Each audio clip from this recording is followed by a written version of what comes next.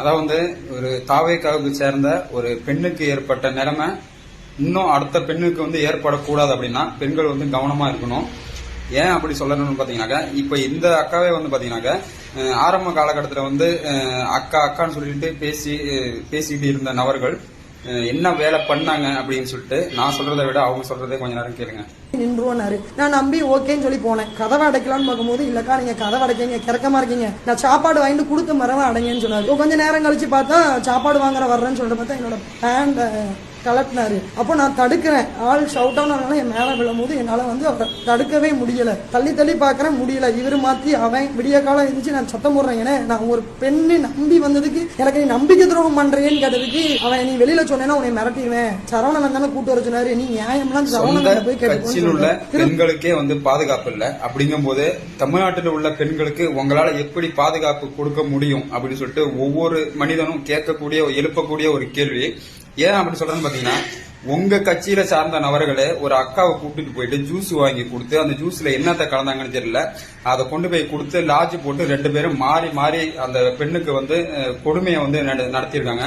இது கொடுமைனாலும் கொடுமை, கேடுகட்ட கொடுமை அந்த மாதிரி. ஏன்னா கூட இருந்துகிட்டு அக்கா அக்கான்னு பேசக்கூடிய ஒரு பெண்ணுகிட்ட உங்களுக்கு எப்படா இந்த மாதிரி குடிப்பழக்கத்தை இந்த மாதிரி அந்த ஜூஸ்ல என்னத்தை கலந்து கொடுத்து அந்த பொண்ணை போதையில கடத்து நீங்க மாறி மாறி பாலியல் பலாத்காரம் பண்றீங்க அப்படின்னா உங்களை விட கீழ்த்தரமான புத்தி வேற எந்த கட்சியினருக்கும் இருக்கவே இருக்காது. ஏன்னா இது ரொம்ப தற்கூறிங்கன்னு சொல்லிட்டு பார்த்தா இது அதை விட வேற மாதிரியான ஒரு கூட்டமா இருக்கு.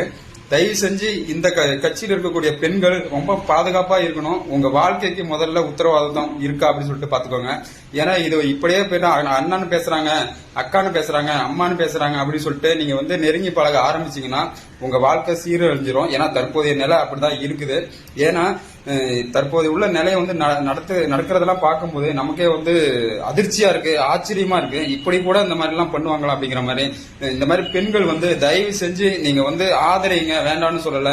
ஆனா இந்த மாதிரி சொல்லிட்டு இந்த மாதிரி ஒரு கூட்டத்துக்கு போறேன், பிரச்சாரத்துக்கு போறேன் அப்படி இப்படின்னு சொல்லிட்டு போனீங்க அப்படின்னா உங்க குடும்பத்தை விட்டு உங்களை நீங்க ஒதுக்கிடுவீங்க, இல்லைன்னா உங்க குடும்பம் உங்களை ஒதுக்கிடுவாங்க. அந்த அளவுக்கு போயிட்டு இருக்கு. ரொம்ப இது என்னை பொறுத்தளவுக்கு நீங்க பெண்கள் ரசிங்க. ஒரு நடிகரா பாருங்க, முதலமைச்சரா கூட தற்போது நீங்க பார்க்கலாம், தப்பு இல்ல. ஆனா அதையும் தாண்டி அளவுக்கு அதிகமா இந்த மாதிரி போனீங்க அப்படின்னா உங்க குடும்பம் தெருவுக்கு வந்துடும்.